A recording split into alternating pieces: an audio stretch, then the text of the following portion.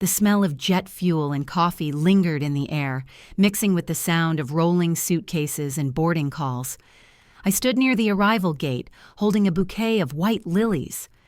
Richard loved lilies.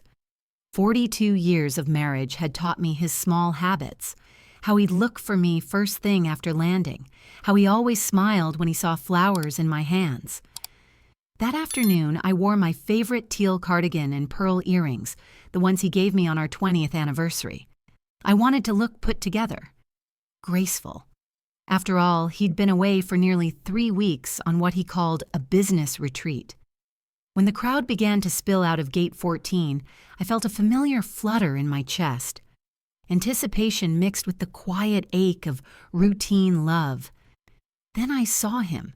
At first glance, my heart leapt. But then it stopped. He wasn't alone. A young woman walked beside him, laughing, dragging a pink suitcase that matched his. Behind them trailed 2 older people, her parents, I would soon learn. Richard's arm rested easily around her shoulders, as though it belonged there. They moved like a family, one that didn't include me. I froze. People brushed past, annoyed by the still figure blocking the path, but I couldn't move. Richard saw me. His smile faltered for half a second, then returned. That fake public grin I'd seen him use at board meetings.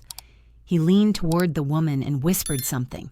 She laughed again, louder this time, and then she said it, right there, loud enough for anyone nearby to hear. "We all stayed at your beach house. Hope you don't mind." My fingers loosened. The bouquet slipped from my hands, hitting the floor in a soft rustle of petals. I didn't say a word. The scene blurred. Voices, footsteps, laughter, all melted into a dull hum.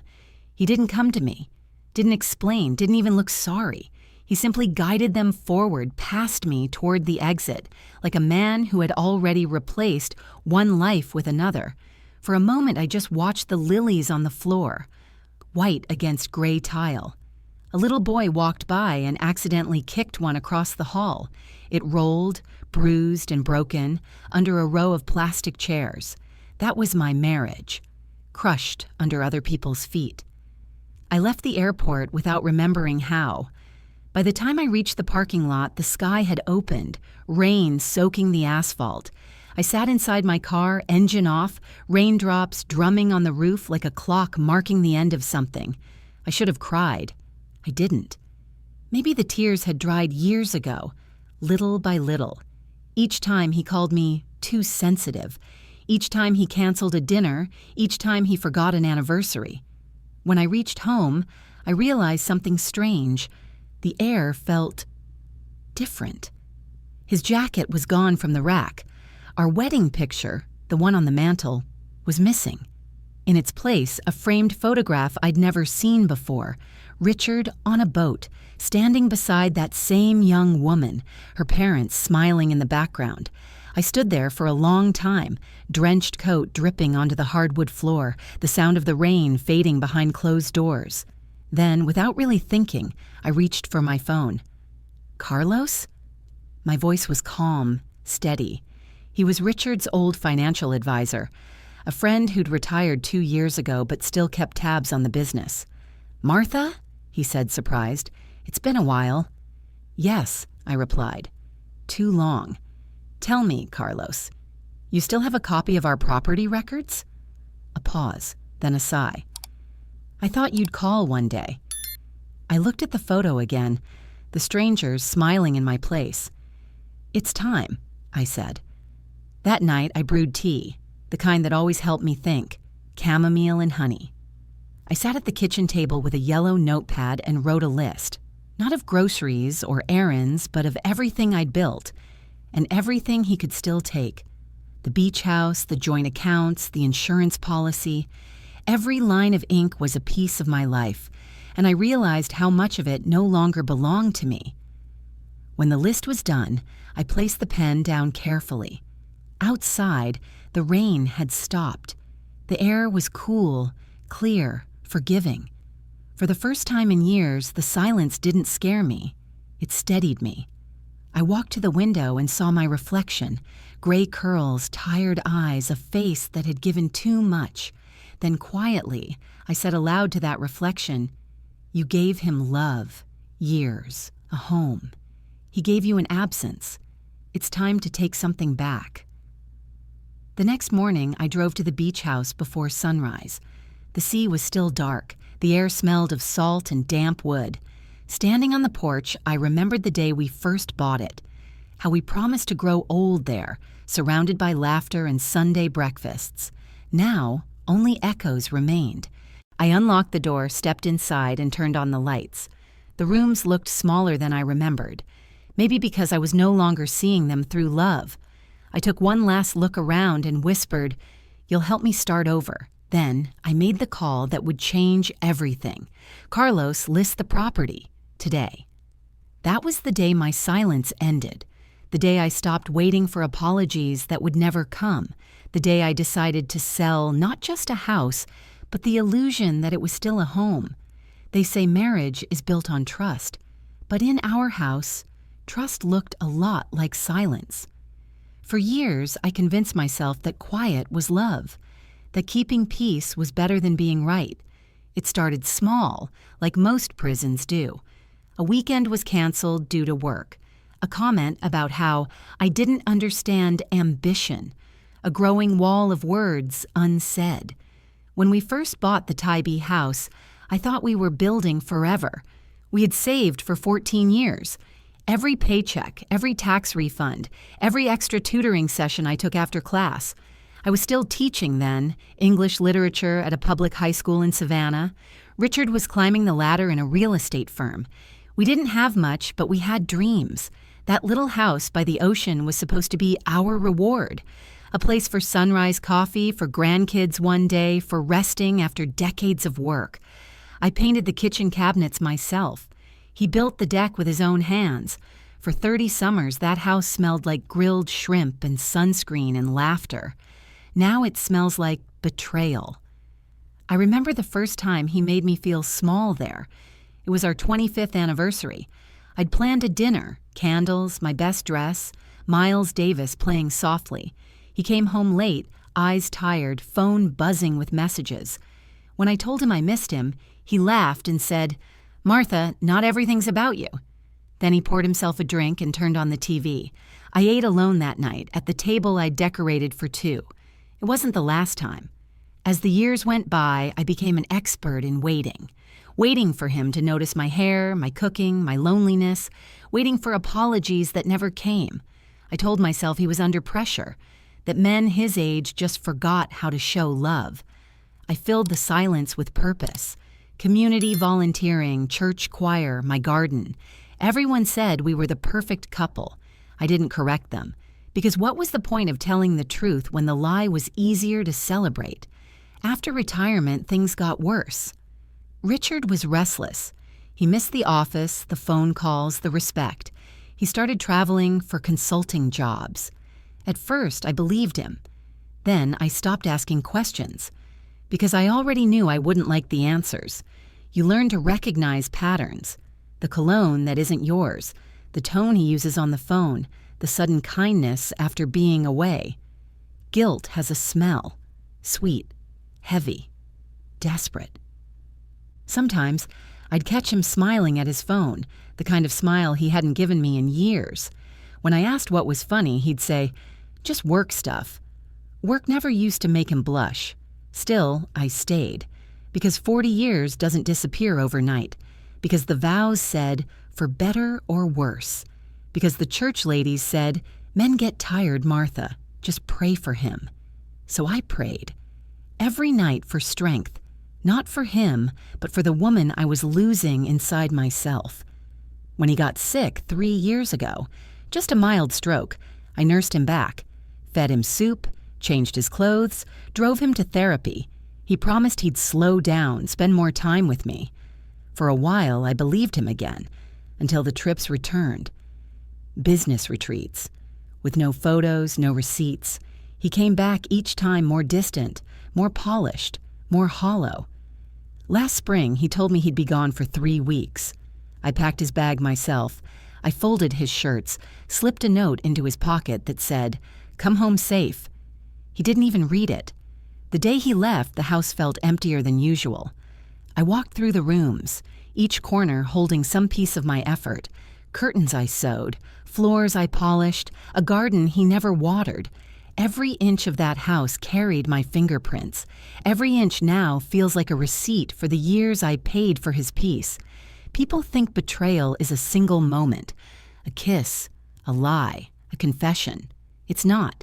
It's 1,000 small cuts, given by the same hands that once held yours. By the time you bleed, it's already too late. The night after the airport, I found myself staring at our wedding album. He looked so sure back then. I looked so in love. I traced the picture with my fingers until the image blurred under tears I didn't realize were falling. For decades, I protected a man who stopped protecting me. I kept his secrets, excused his temper, and defended his absences. And he repaid me with erasure, quietly replacing me while I was still in the room. But the thing about women my age, especially women like me, is that people mistake our calm for weakness. They forget we've survived much worse. We've worked through decades of racism, sexism, underpaid jobs, loss, and grief, and still kept our homes standing. They think betrayal will break us. It only teaches us how to rebuild differently. That night, I made myself a promise. No more waiting, no more silence, no more pretending that loyalty means surrender. When dawn came, I stepped outside, barefoot on the porch. The air smelled of sea salt and jasmine, that old Georgia scent I'd always loved. I watched the sun rise over the horizon, golden light spilling over the water, calm and merciless at once. I whispered to it, "You've watched me shrink for long enough. Now watch me grow."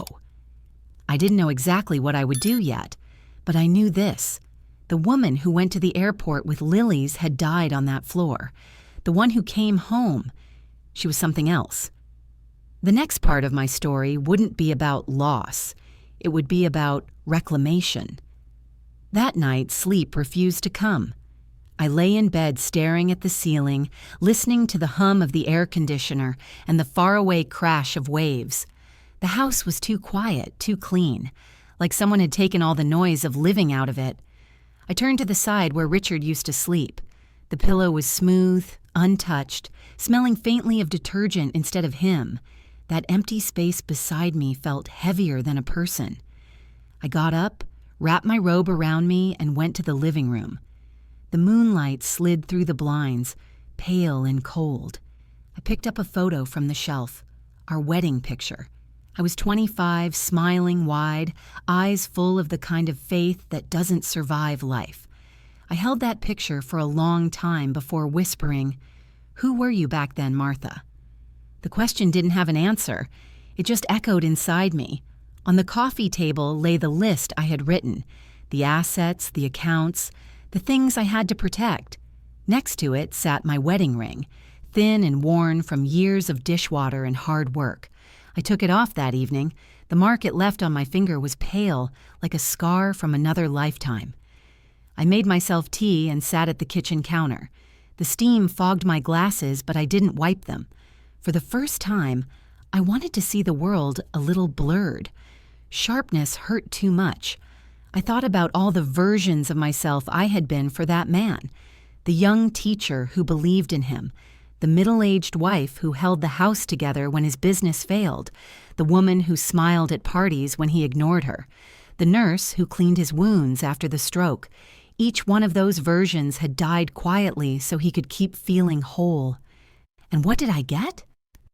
A stranger's laughter echoes through my house. A family that wasn't mine. A life built on the belief that endurance was love. I remember opening my journal that night, a small leather book I hadn't touched in years. I used to write poetry there, before marriage made me too tired to dream. I flipped to a blank page and wrote, "Tonight I bury the woman who waited." The pen shook in my hand, but the words steadied me. Outside, thunder rolled in the distance, the kind that rumbles low before a summer storm. I walked to the window and watched lightning split the clouds. The reflection in the glass startled me. Gray curls, tear-streaked cheeks, eyes that didn't belong to the woman I once knew. Something in me snapped, but not like breaking, more like unlocking. I whispered, "You can cry tonight, but tomorrow you move." It wasn't anger that filled me. It was clarity. A cold, precise kind of knowing that comes only after you've been stripped of everything soft. When dawn came, I hadn't slept a second. The storm had passed, leaving the sky clean and pink. I brewed fresh coffee and opened the curtains wide. The first light touched the photograph still lying on the counter. I looked at the girl in that photo and smiled sadly. "You did your best," I told her, "but it's time for someone else to take over now." I walked to the mirror by the hallway. My reflection met me like an old friend I'd ignored for too long. My eyes were puffy, but there was something new behind them. Steel, maybe. Or peace. I couldn't tell which, and maybe it didn't matter. I spoke to that woman in the mirror. "You're still here, and that's enough to start again." For breakfast, I cooked myself eggs and toast. Nothing fancy, but it tasted better than anything I'd had in years. I played Nina Simone on the radio and let the music fill the kitchen. For the first time in a long while, the silence didn't feel like punishment. It felt like space, room for a new kind of life to grow. As the song ended, my phone buzzed. A message from Carlos. "Documents are ready when you are." I looked out at the sea and whispered, "I'm ready." I grabbed my purse, slipped the house keys inside, and walked out. The air was fresh after the storm. Seagulls circled overhead, loud and free. My steps were slow but steady, each one a goodbye to the woman who once waited by the window. That morning, I didn't just leave the house. I left the version of myself that begged to be chosen. I didn't know yet what the next chapter would hold: lawyers, signatures, confrontations. But I knew this. I was no longer afraid of losing him. I was terrified of losing myself again, and I promised the sunrise that I never would. The next morning felt different. The air carried that faint coolness Georgia gets right before summer folds into heat. I woke up without the weight on my chest that had been there for months. My bed felt too big, too neat, but it was mine. For once, that was enough. I showered, put on a crisp white blouse, and tied my gray curls up high. When I looked in the mirror, I didn't see a victim. I saw a woman preparing for a meeting. The woman I used to be, organized, sharp, unflinching, had returned. I poured myself a cup of coffee and opened my notebook.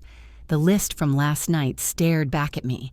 At the top, I wrote in bold letters, "Action." Below it, 3 words, bank, lawyer, control. I called the bank first. The woman on the line greeted me politely until she saw the accounts I mentioned. "Those are joint," she said carefully, as if I might break. I smiled even though she couldn't see me. "Not for long, sweetheart." At the branch, the manager remembered me. I'd been the one who always brought cookies for the staff every Christmas. He offered me a seat. I placed my driver's license, marriage certificate, and property documents on the desk. "I need to freeze all transfers linked to this account," I said, "and I'd like statements printed for the last 2 years. He hesitated. "Is Mr. Johnson aware?" I met his eyes. "Mr. Johnson has made himself quite aware of other things. I'm just catching up." He nodded. Within minutes, the printer began spitting out pages, my life in numbers. Every withdrawal, every hotel charge, every transfer to a name I didn't recognize. Seeing it on paper burned more than hearing any confession could. But it also cleared the fog. Betrayal wasn't abstract anymore.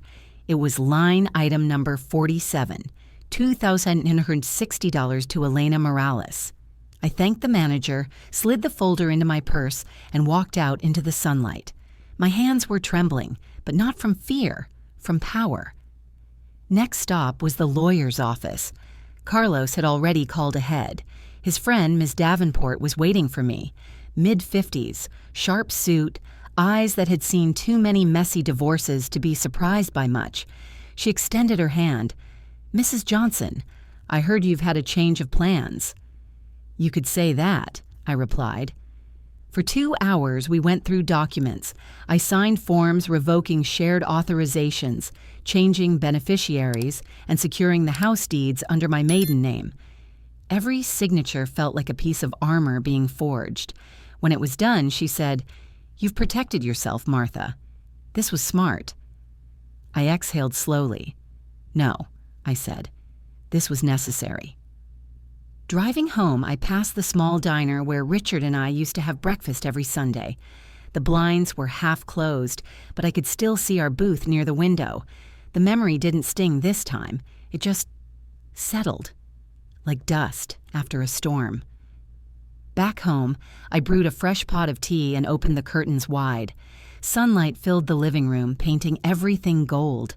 The house looked unfamiliar, yet strangely alive, as if it had been holding its breath, waiting for me to return. That evening, the phone rang. Richard's name flashed across the screen.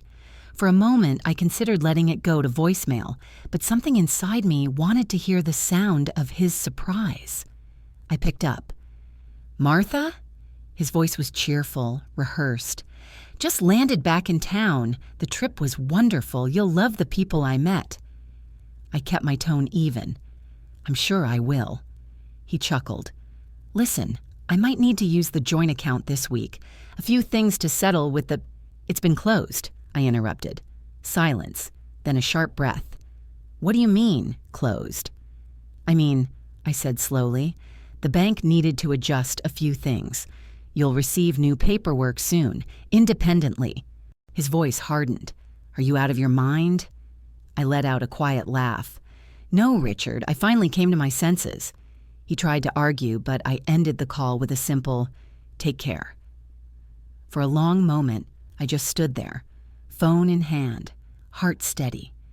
The room was quiet except for the ticking of the clock on the wall. Each second felt like a drumbeat announcing a new rhythm of life. Later, I walked down to the beach. The sand was cool beneath my feet, the water stretching endlessly in front of me. For the first time, I didn't feel small next to it. I felt mirrored by it, vast, strong, still. A gull swooped low over the waves, calling out before disappearing into the horizon. I whispered to it, "You're free now. So am I."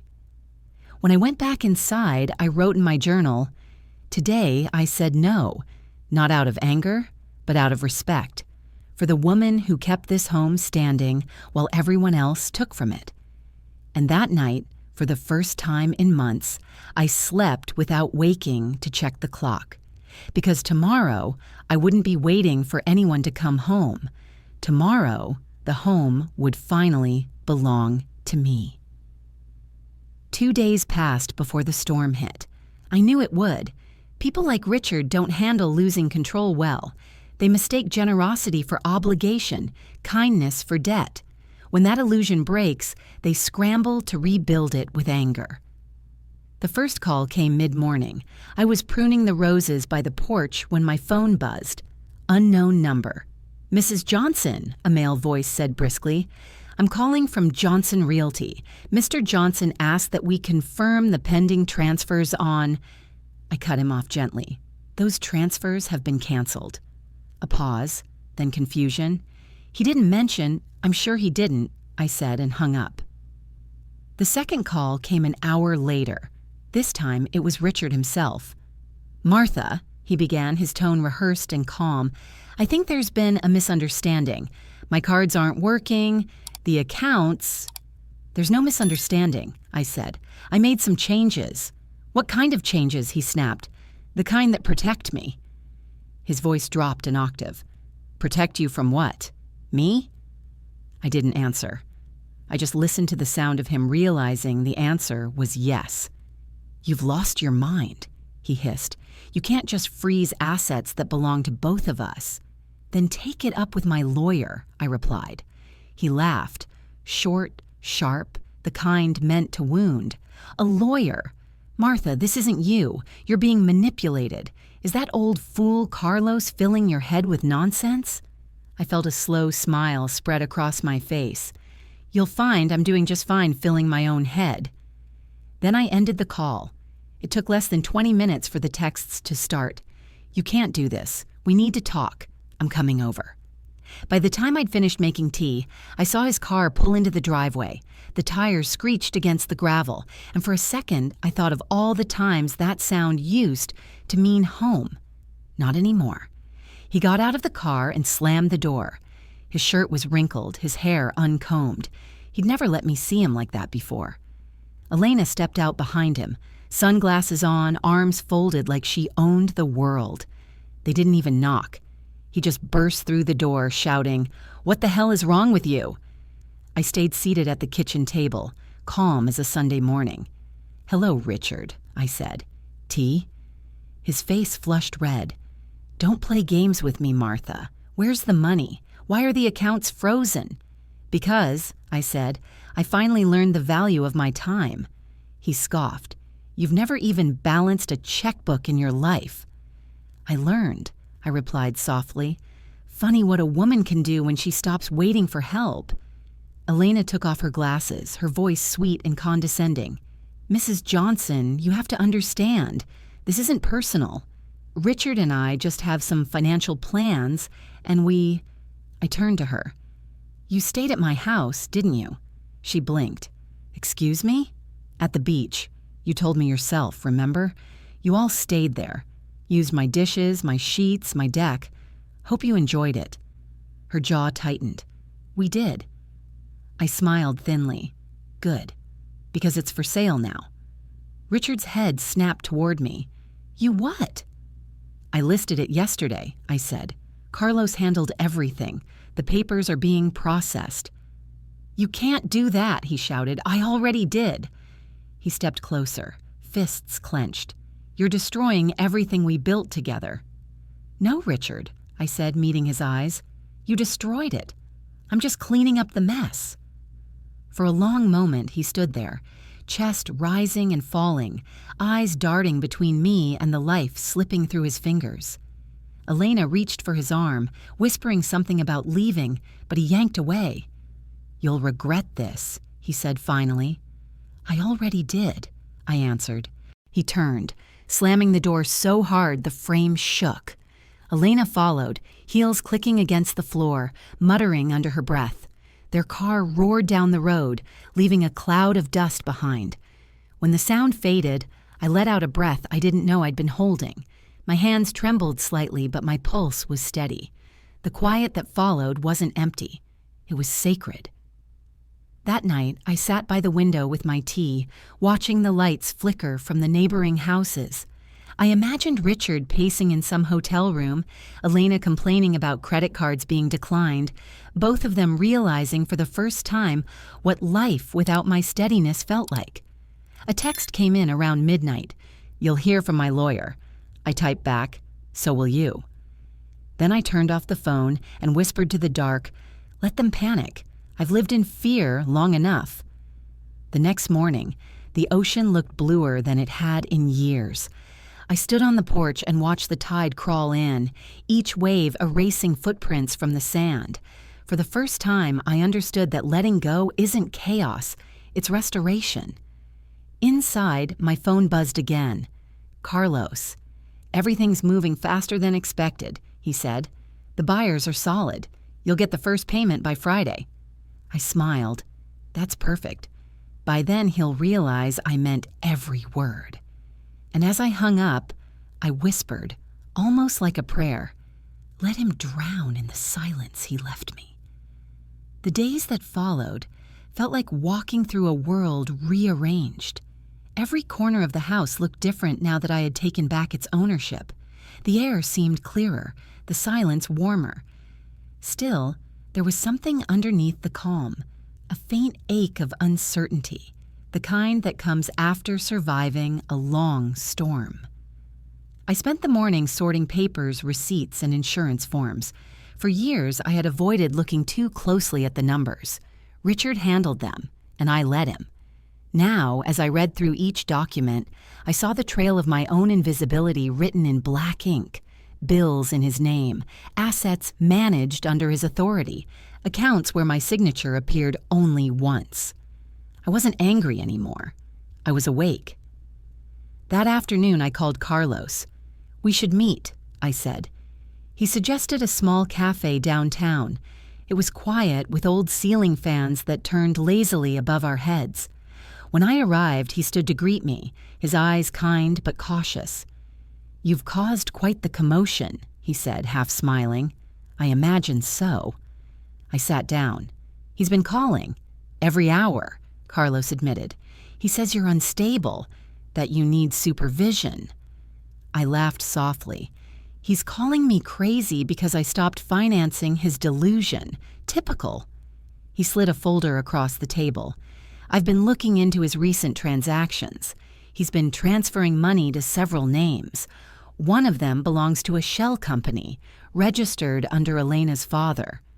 I scanned the pages. "So they were planning this for months. Maybe years," he said. "But Martha, now that you've made your move, they'll fight back. They might try to question your capacity or your mental health. You need a formal defense." That word, defense, sat heavy in the air. I'd spent my whole marriage defending him, defending the image of us, defending peace. Now I would finally defend myself. Carlos gave me a card. "Her name is Judith Harris, elder law specialist. She's good, and she's seen cases uglier than yours." The next morning, I found myself in Judith's office, a quiet space filled with books and the faint scent of lavender. She looked about my age, her silver hair tied neatly, her glasses perched on her nose like someone who had spent a lifetime reading lies written as contracts. "Mrs. Johnson," she greeted. "Carlos briefed me. I'm sorry for what you're going through, but I'm glad you're not waiting for it to get worse." "I waited 40 years, I said. "That's enough." We spent hours going over details. She explained how Richard might claim I was unfit, how he could push for guardianship to access my assets again. She had handled too many cases like mine, women erased through paperwork and polite manipulation. When she finished, she looked at me. "Do you have any support system? Friends, neighbors, anyone who could speak for your character if needed?" I thought for a moment. There was Denise from church, who used to bring me soup when Richard traveled. Franklin, our next-door neighbor, who always helped fix my mailbox after storms. And Evelyn, a retired nurse who had seen how I cared for Richard after his stroke. People who had witnessed the quiet truth of my life. "Yes," I said finally, "I have people." Judith nodded. "Then we'll gather their statements. If he tries to discredit you, we'll have proof. You're not alone in this." That sentence lingered in my chest long after I left her office. You're not alone. That evening, Denise stopped by with peach cobbler and a curious look. "I heard there's trouble," she said gently. "Want to talk about it?" So I told her everything. The airport, the affair, the frozen accounts, the sale. She didn't interrupt, just listened, her hands folded in her lap. When I finished, she reached across the table and squeezed my hand. "I always wondered how much you carried alone," she said. "You don't have to anymore." Later that night, as I washed the dishes, I realized something simple but powerful. Support doesn't always come in grand gestures. Sometimes it's a hand that doesn't pull away, a voice that doesn't tell you to pray harder, but to stand taller. Over the next week, the circle widened. Franklin came by to fix the fence, then stayed for coffee, shaking his head when I told him what had happened. "Men like him think kindness is weakness," he said. "Good thing you reminded him otherwise." Evelyn brought over some papers she'd kept, medical notes proving how attentive I'd been during Richard's recovery. "If he tries to call you incompetent," she said, "let him see who kept him alive." I gathered every statement, every piece of evidence, every quiet truth, and handed them to Judith. "It's all here," I said. "Everything he ever underestimated." She smiled. "Good. Now let's make it official." For the first time in months, I slept soundly. The fear that had once lived in my chest was replaced by something steadier, a sense of belonging to myself again. The next morning, I woke early and walked along the beach. The sky was still dark, the horizon a thin line of silver. As the waves lapped at my feet, I whispered, "You're not alone," repeating it like a mantra. Each repetition felt like planting a flag in the ground of my own life. Behind me, gulls cried over the surf, and I thought about all the women I'd met over the years, neighbors, co-workers, students' mothers, each of them holding quiet stories of endurance. Some still waiting for permission to stand up, some too tired to. Maybe, I thought, my story could help them find theirs. When I got home, a letter was waiting in the mailbox, a formal notice. Richard's lawyer was filing an injunction. They were challenging the house sale. I smiled as I held the envelope. "Right on schedule," I murmured. I placed it on the counter next to my cup of coffee and sat down at the table. This time, I didn't feel the familiar dread rising inside me. I had allies now. I had proof. And most importantly, I had myself. The war had officially begun, but for the first time, I wasn't afraid of the battlefield. I poured another cup of coffee, raised it slightly toward the window where the sunlight streamed in, and said softly, "Let's see what you've got, Richard." Then I took a slow sip, letting the warmth fill me, not as comfort, but as fuel. By the end of that week, everything turned into motion. Paperwork, phone calls, court dates, lawyers talking in quick, clipped sentences that felt like a foreign language. I didn't understand every word they said, but I understood the energy, the shift of power, the way his name no longer dictated the room. Judith called early Monday morning. "He's filed for an emergency injunction to block the sale. He's claiming diminished capacity on your part." I didn't even blink. "So he's trying to prove I'm crazy." "That's the strategy," she said. "They'll push for a psychiatric evaluation, but don't worry, we're ready." I laughed under my breath. After 40 years of being the one who remembered every bill, every doctor's appointment, every detail of his life, now suddenly I'm unfit?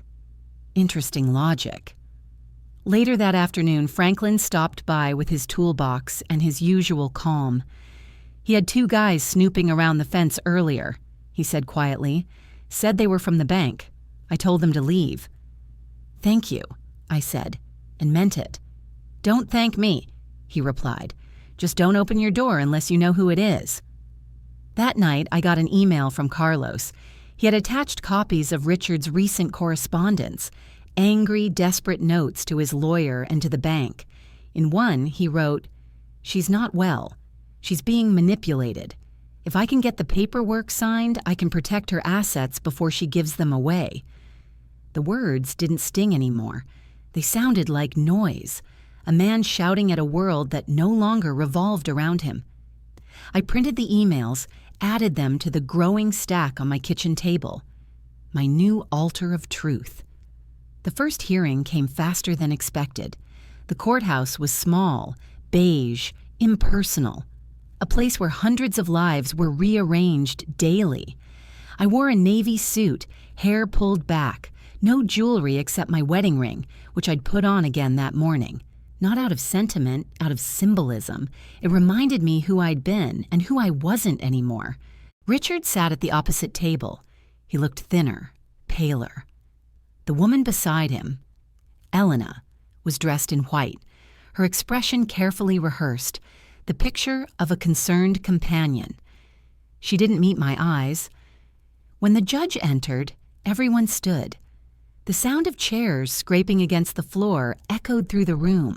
For a moment, I thought of the first time I met Richard, how he'd been charming, persuasive, the kind of man who always got his way. Seeing him now, I realized how much of that charm had been built on my standing quietly behind him. Judith spoke first. Her voice was steady, commanding. She presented the documents, the financial transfers, the photos, and the witnesses' statements. She painted the story, piece by piece, not with anger, but with precision. Each fact landed like a stone dropped into still water. When it was Richard's turn, his lawyer stood, buttoned his jacket, and began to read from a prepared statement. "My client, Mr. Johnson, has grave concerns about his wife's mental well-being. In recent weeks, she has exhibited erratic behavior. selling joint property without notice, cutting off communication, showing signs of paranoia. I felt my heartbeat slow. I wasn't nervous. I was waiting. Judith stood, her tone cutting through his like glass. Your Honor, if Mrs. Johnson is truly unstable, I wonder how she managed to manage all of Mr. Johnson's finances during his illness. I have her medical records showing she was his primary caregiver for over 6 months, managing appointments, prescriptions, and physical therapy schedules with precision. She paused just long enough. Does that sound like diminished capacity to you? The judge glanced at the documents. Richard shifted uncomfortably. Elena kept her gaze fixed on the table. Then Judith called our witnesses.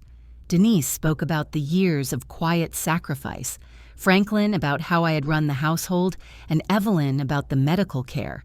Their words were simple, truthful, unpolished, the kind of honesty that doesn't need decoration.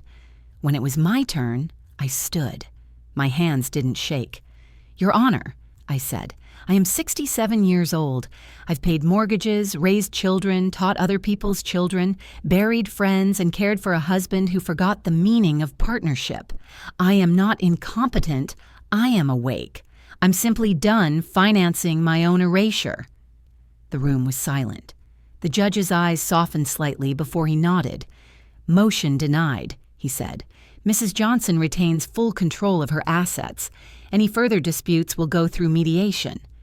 Judith squeezed my shoulder. That's a win, she whispered. I looked across the room at Richard. His mouth was tight, his eyes filled with disbelief. He wasn't used to losing.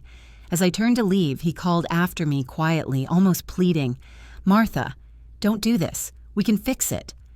I stopped in the doorway, not bothering to face him. You had 40 years to fix it. You chose to break it instead. Outside, the air was warm and heavy. I walked down the courthouse steps slowly, breathing in freedom like oxygen. Cameras flashed nearby. Small-town reporters, eager for another headline. Someone called out, Mrs. Johnson, is it true you sold your house without telling your husband? I smiled just enough to be polite. I indeed stopped asking permission to live my life, I said, and kept walking.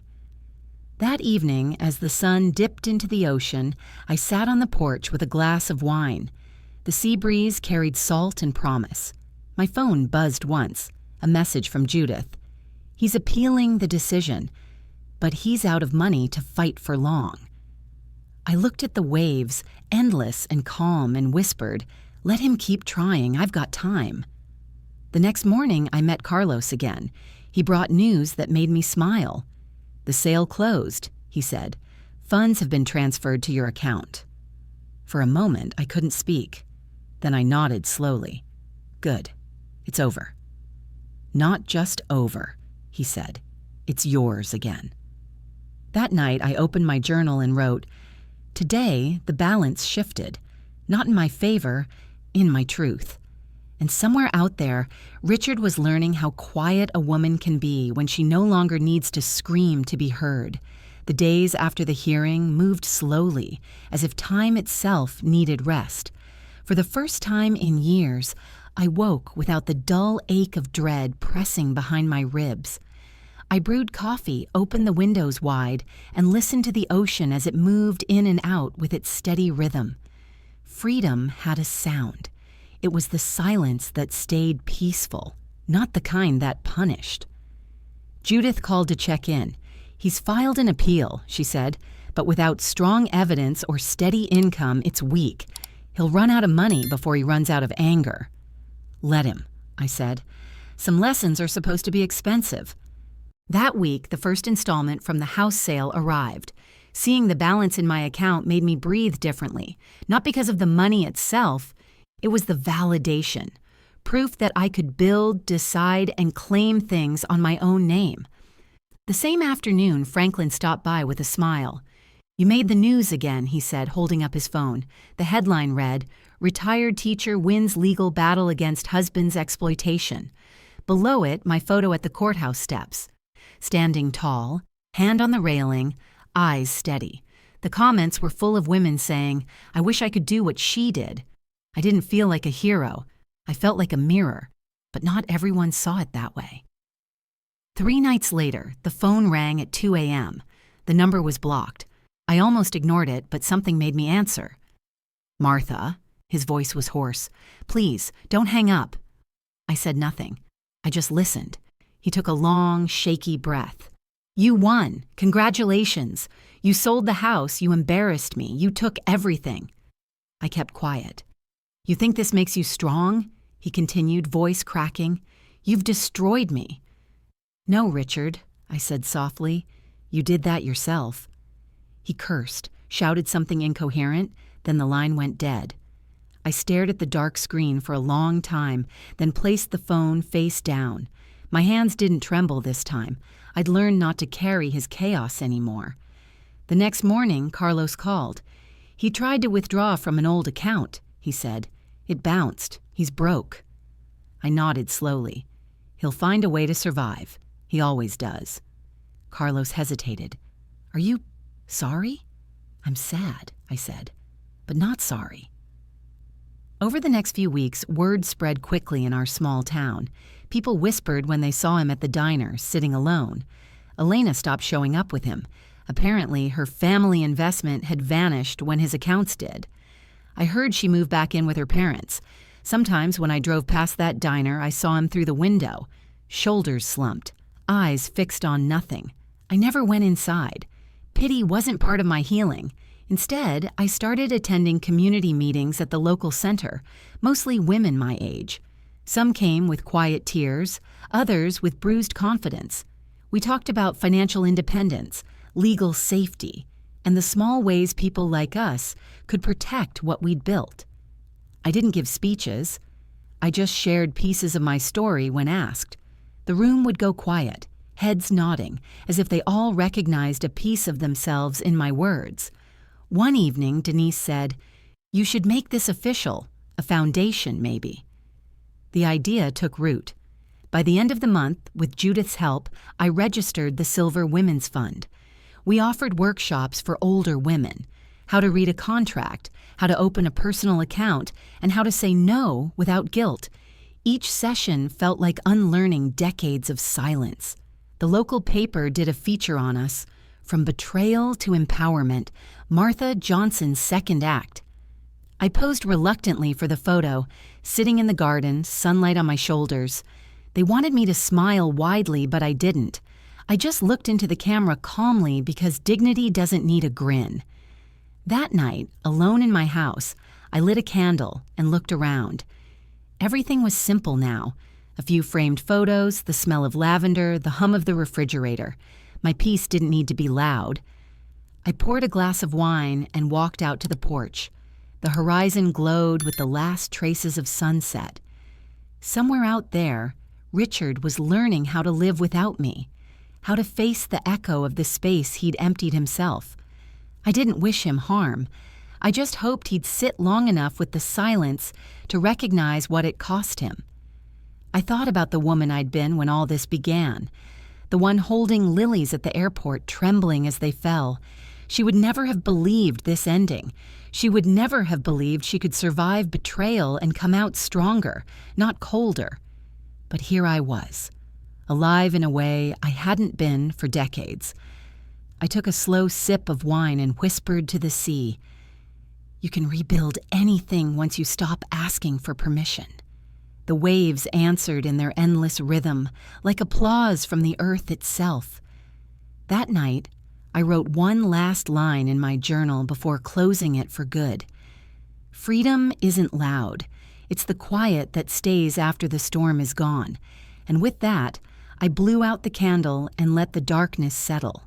Not as fear, but as peace. A month passed before the final confrontation came. Not in a courtroom this time, but in the place where it all began, the church hall where our community held its monthly town dinner. I hadn't planned to go. Denise had to convince me, saying, "You can't let him own that space, too." So I went. I wore a deep green dress, the color of new beginnings, and my grandmother's brooch, a small gold bird mid-flight. When I arrived, The room fell quiet for a moment, that subtle pause when people recognize a story they've only read about. Then life resumed. Chatter, music, the smell of baked chicken and cornbread. Across the room, I saw him. Richard sat at a table near the back, thinner, quieter, a man surrounded by the ghosts of his own choices. When our eyes met, something flickered there. Not love, not even anger. Just recognition. I took a breath, walked past him, and greeted others with calm smiles. Women clasped my hands, whispered, "You gave us courage." A few men nodded respectfully. I didn't need applause. Presence was enough. Halfway through dinner, I felt him approach. I didn't turn around until I heard his voice behind me. "Martha," he said softly, "can we talk?" I gestured toward an empty hallway by the exit. 5 minutes. We stepped outside. The night was cool, the air heavy with the scent of magnolias. He stood there in his old suit, the same one he used to wear to client meetings. It hung looser now, as if his body had given up pretending to fill it. He looked at me for a long moment. "You really sold it?" "Yes." "And the money?" "Safe." He nodded slowly, eyes glistening with something that might have been regret or just exhaustion. "I never thought you'd go this far." "I never thought you'd make me," I replied. He rubbed his forehead, sighed. "Elena's gone. Her family, too. They only wanted the comfort, not the consequences. You proved your point. You won." "I wasn't playing a game, Richard." He looked down, then said quietly, "I miss our life." "No," I said gently. "You miss the version of me that made your life easier." A pause stretched between us, filled with the sound of crickets and faraway laughter from the hall. "I read the article about your foundation," he said after a while. "They called you a symbol of strength." I shrugged. "They called you a warning." He winced. "You always had a sharp tongue." "No," I said. "I just stopped softening the truth." He stepped closer, voice almost pleading. "Is there really nothing left to save?" I met his eyes. There's always something left to save, just not us. For a moment I saw the man I once loved. Not the liar, not the manipulator, but the young dreamer who used to build sandcastles with me at Tybee Beach, promising we'd grow old together. But nostalgia is a dangerous drug. It numbs the truth. I turned away. "You should go," I said. "They're serving dessert." He hesitated, then nodded. "You look good, Martha." "I know," I said. "I finally started living for someone who deserved it." When I walked back inside, Denise raised an eyebrow. "You all right?" I smiled faintly. "Better than I've been in years." Later that night, I stood by the window as the streetlights flickered. I thought about what he'd said. "You won." Winning wasn't the word for it. There were no trophies, no victory parades. What I'd gained couldn't be held in my hands. It lived in the space between breaths, in peace, in boundaries, in the quiet understanding that sometimes walking away is the loudest thing you can do. A week later, I received a small envelope in the mail. Inside was a note from Richard. The handwriting was careful, almost formal. "Martha, I've left town, starting over somewhere new. I hope you find peace. You've earned it." No apologies, no explanations, just an ending, plain and small, but enough. I folded the note once and placed it in my journal, between the first page that said, "Tonight, I bury the woman who waited," and the last that said, "Freedom isn't loud." It felt like closing a circle. That evening, I sat on the porch with a blanket around my shoulders. The air was crisp, the sea restless but kind. Somewhere beyond the horizon, the life I once had was fading quietly, like a ship disappearing into fog. I took a deep breath and whispered, "Rest, Martha. You've carried enough." The wind moved through the trees, answering in its soft language. Inside, the phone buzzed. A message from Judith. "CNN wants to interview you about the foundation." I smiled to myself. "Let them come," I typed back. "If my story helps one woman stand, it was worth it." Then I turned off the lights, letting the house rest in the comfort of its new silence. Because peace, I realized, isn't the absence of noise. It's the moment you stop needing permission to keep your own. It was almost autumn when I heard about him again. Savannah's heat had started to break. The air finally soft with salt and coming rain. I was pruning my garden when Denise called. "Martha," she said carefully, "I thought you should know. Richard's been in the hospital." My hands froze around the shears. "What happened?" "A mild heart attack. He's all right, they say. But he's alone." I stared at the marigolds, orange petals bright against the dark soil. There was no rush of panic, no anger, just a deep and quiet ache, the kind that comes when you realize someone's consequences have finally arrived. That evening, I sat by the window with tea cooling beside me. The past no longer hurt, but it still whispers. I could almost see him there in that sterile room, looking for someone to blame, someone to come. And I wondered if this, too, was part of the lesson life was teaching him. That love can't be an ATM, and kindness isn't a loan. A week later, a letter came from his lawyer. I expected paperwork, maybe one last demand, but it wasn't. Inside was a single sheet of stationery, his handwriting shaky and uneven. "Martha, I'm not asking for forgiveness. I just wanted to say thank you for taking care of me longer than I deserved. I see that now. I'm sorry it took losing everything to learn what I had." For a long moment, I didn't breathe. Then I folded the letter neatly and placed it inside the drawer with the others. Not out of sentiment, but closure. That night, I walked down to the beach. The wind had turned cool, and the sand was dotted with shells left by the tide. I looked out at the horizon, the same one we used to watch together. The ocean didn't care about our stories. It just kept moving. Maybe that was the lesson all along. Keep moving. Back home, I opened my laptop to check emails from the Silver Women's Fund. The inbox was full of new messages, women from all over the country sharing stories, asking for guidance, thanking me for showing them that it wasn't too late. One woman wrote, "I'm 72. I thought starting over was for younger people. Then I saw your interview. I opened my own account today." I smiled through tears I didn't realize had fallen. This was what survival was for. By October, the foundation had grown beyond anything I expected. We had volunteers in 3 states, local workshops, even a small legal aid partnership.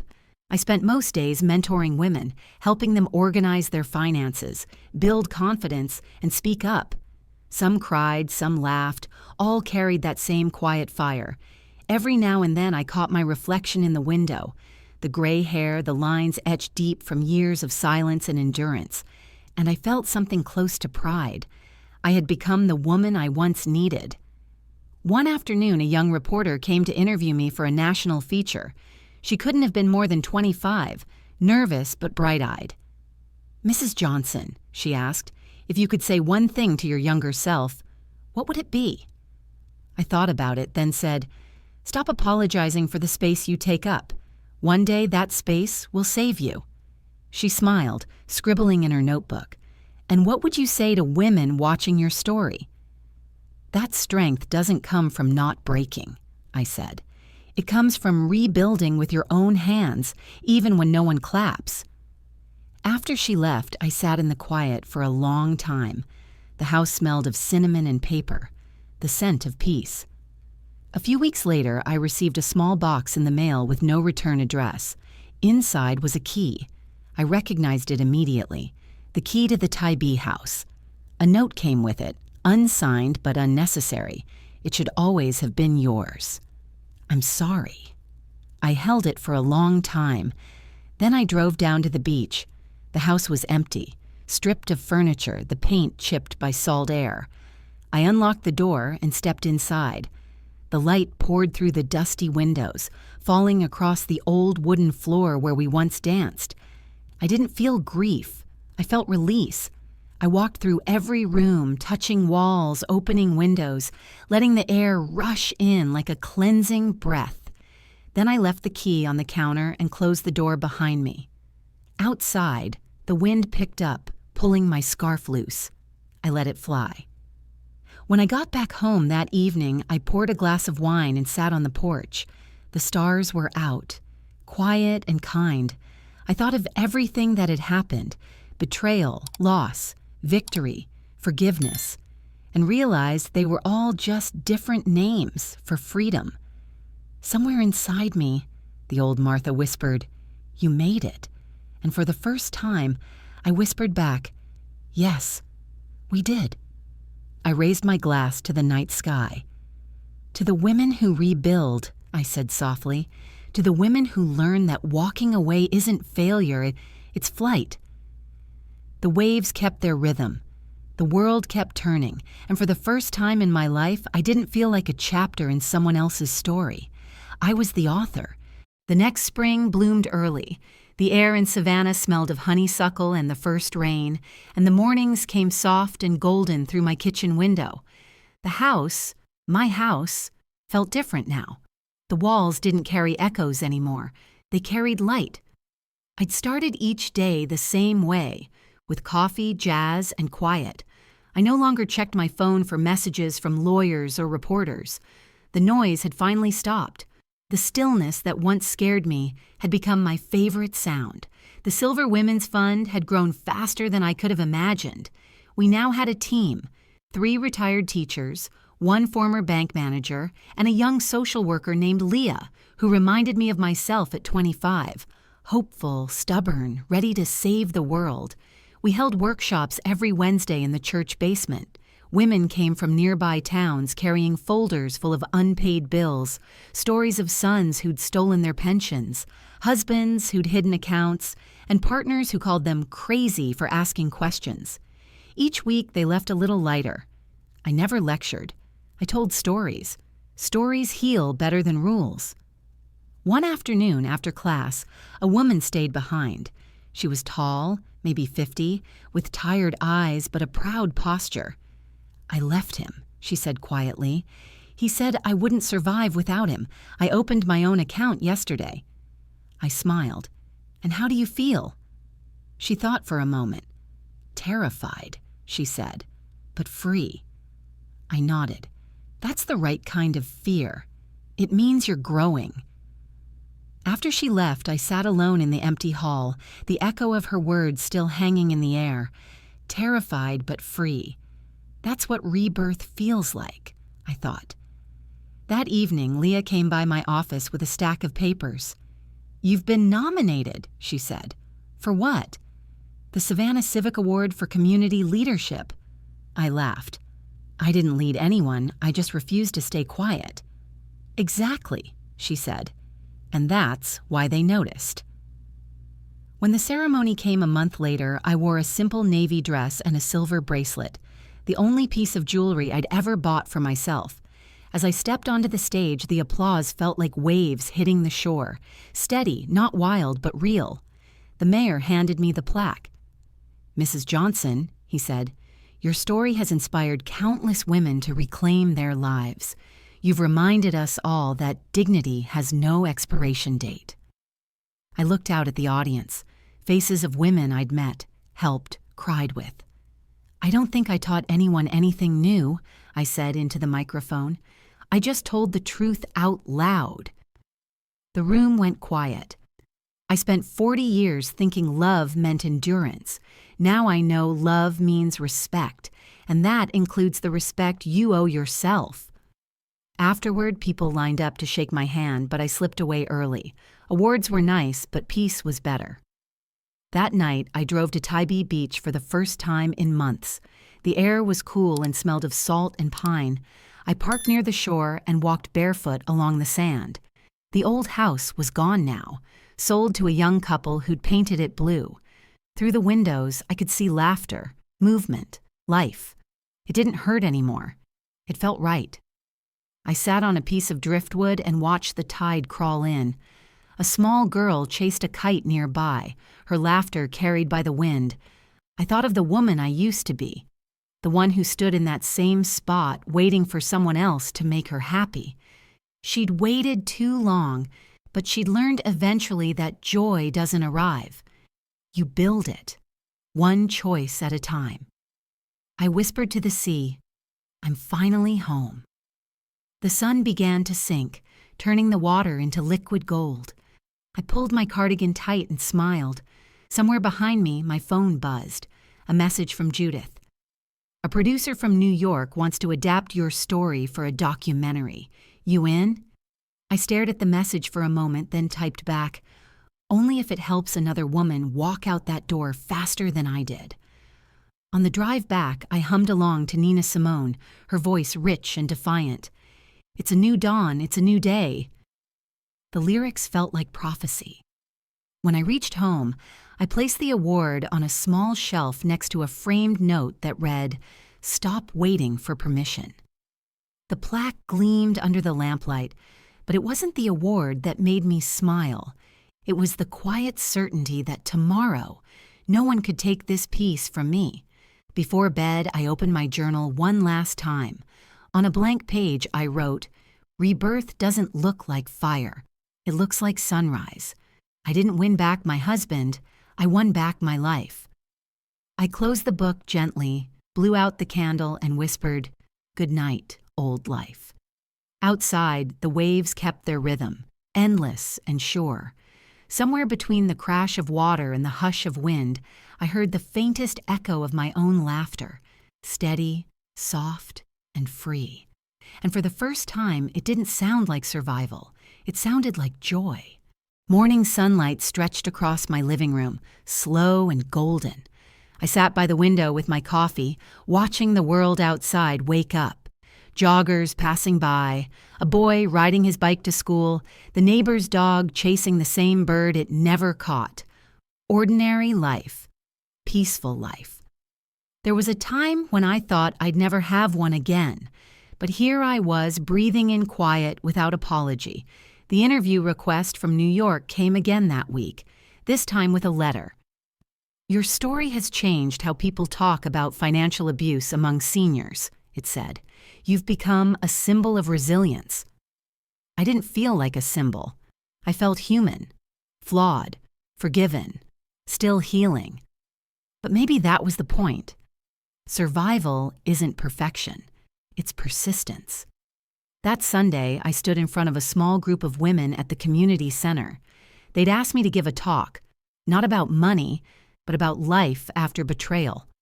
I looked around at their faces, lined, strong, tender, expectant, women who had seen too much and were still standing anyway. My name is Martha Johnson, I began. I'm 67 years old, and for most of my life, I mistook silence for love. A ripple moved through the room, soft gasps, nods. I believed peace meant keeping everyone else comfortable. I was wrong. Peace is when you can sit in your own truth and not flinch. I told them how I'd lost everything I thought mattered, a marriage, a home, a sense of certainty, and how, in losing it, I'd found myself. I told them about the house sale, the courtroom, the foundation, about the moment I looked in the mirror and saw not a victim, but a beginning. At the end, I said quietly, You are never too old to start over. You are never too small to start again. Freedom isn't given, it's remembered. When I finished, no one clapped at first. Then one woman, the youngest in the group, started to applaud. Slowly, the others joined. It wasn't loud, it was steady, like a heartbeat. Afterward, a few came to hug me. One whispered, You saved me. I shook my head. No, I just reminded you that you were worth saving. That night, I walked home under a full moon. The streets were empty, quiet except for the hum of cicadas. I thought about how far I'd come. From the airport floor, lilies scattered at my feet, to this moment of stillness. When I got home, I lit a single candle on the windowsill. Its flame flickered, small but unwavering. I poured myself a glass of wine and sat on the porch, watching the reflection of the moon ripple across the sea. I whispered into the night, not as a prayer, but as a declaration. I am not what happened to me. I am what I chose next. I felt it in my bones, the truth of it.